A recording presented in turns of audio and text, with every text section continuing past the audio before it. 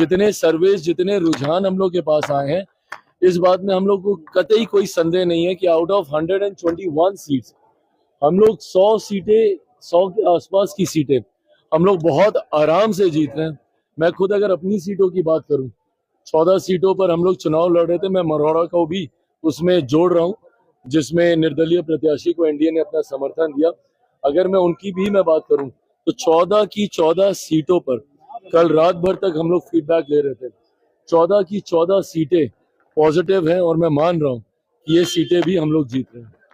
तेजस्वी यादव ने विजय सिन्हा का video tweet करके कहा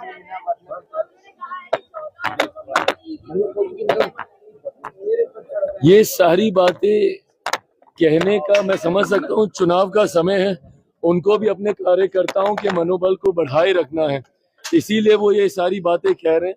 बट हर वो व्यक्ति जो बिहार की राजनीति को समझ रहा है और जो देख रहा है कि जिस तरीके से केंद्र सरकार हो, राज्य सरकार हो और पूरा एनडीए गठबंधन एकजुटता के साथ हम लोग चुनाव प्रचार में उतरे हुए हैं, इसमें कतई कोई संदेह नहीं है कि 14 नवंबर के बाद बिहार में हम लोगों की सरकार बनने जा रही है।